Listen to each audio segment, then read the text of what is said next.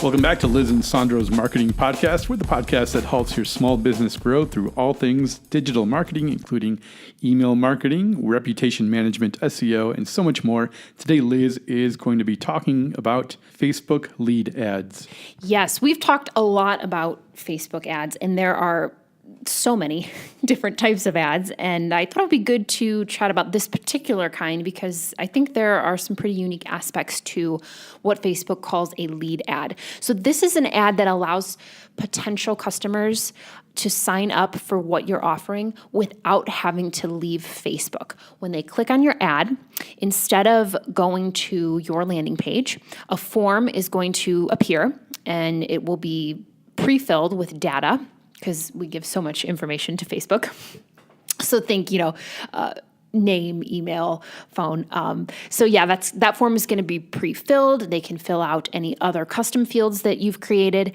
They can click submit, and then the business owner or the marketing agency or marketing rep is sent the contact info for follow-up. It's really important to make this distinction that they are not being sent to your website, that everything takes place on Facebook. And that leads right into some of my pros of why you would consider doing this type of ad. People are looking at Facebook on their mobile phone. They want that in-app experience, and being kicked to another site sometimes is not appealing. This keeps them right in the Facebook app. They can fill out the form, and get along with getting back to their content in their newsfeed. Another pro for me, I think is that if you catch people in the right stage in the sales cycle, it can be a really easy way to capture leads. You don't have to, especially if you're a small business or a solo entrepreneur and you just don't have tons of skills to build landing pages with great graphics or video. If you catch them in the right stage of the buying cycle, the right form, the right questions, it's all right there.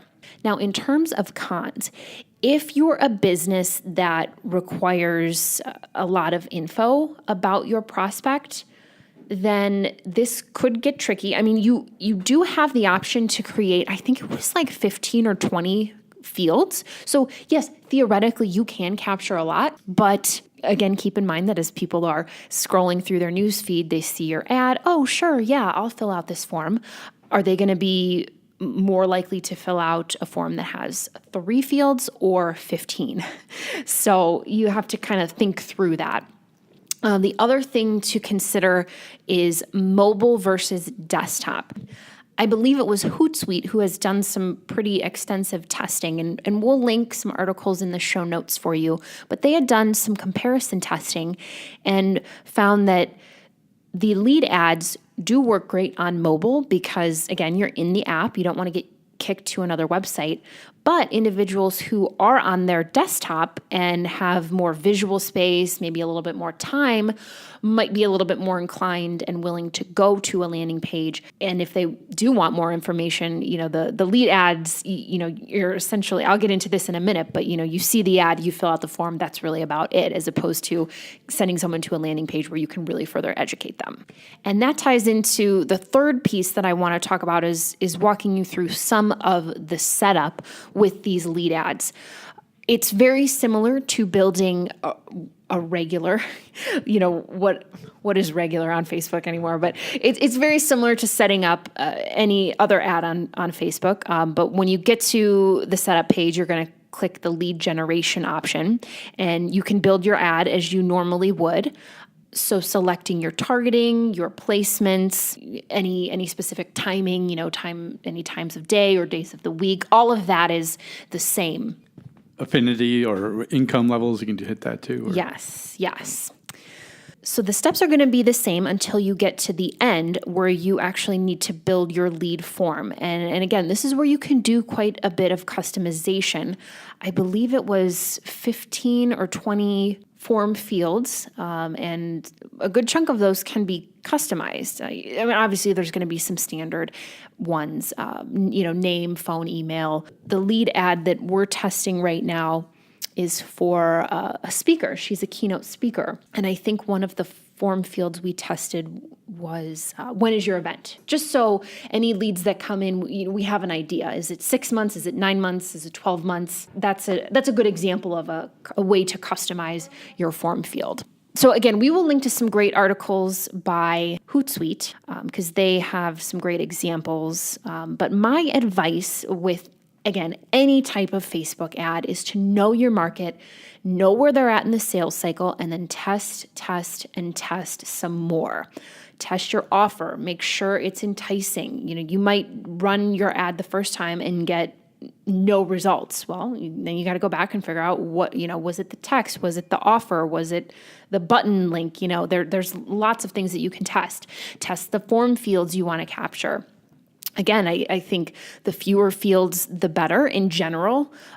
But, if you have nurtured an audience, or you are at a point in the sales cycle where they are pretty educated and they're ready to move forward, and maybe yours is a product or service where you have 10 form fields, they might be willing to fill those out. So again, it's all about testing, knowing your market, and honing it, tweaking it, and refining the process as you go. Well, I love the simplicity of these, that's for sure. You can just tap a button and you got a warm lead right off the start. So if you're a law firm and you run a lead ad on, say, divorce law or family law, you just tap a button and the lawyer will call you, or somebody from there will call you, right? Yeah, and so Sandro and I he's an acquaintance of mine. I think you know him a little well. He was working with a business that, what did they do? They dried your bouquet or preserved your wedding bouquet. And with all of the awesome targeting options on Facebook, you can target brides who were recently married, and it was, delivered at the right time. I mean, that's kind of a no-brainer. Like you either want to preserve your wedding bouquet or you don't. And if all you have to do is fill out 3 or 4 form fields and click submit, there you go, lead.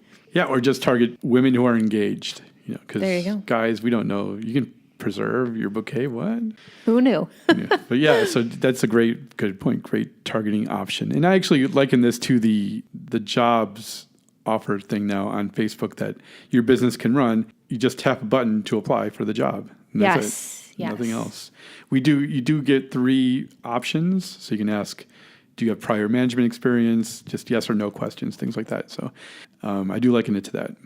Side note, I love how far we've come with Facebook being ingrained in our lives. Well, maybe 5 years ago, we were all, maybe more than that, but we were all freaking out about keeping profiles private and not doing anything inappropriate because potential employers could see what we're doing in our personal lives. And now we're just like, yeah, we'll apply right on Facebook.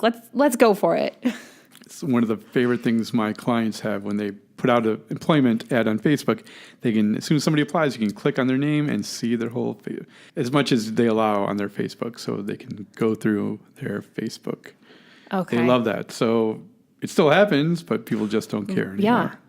The bar has been lowered. Sure. So yeah, you could still have a very locked down profile. You could not share as much. You could prohibit tagging.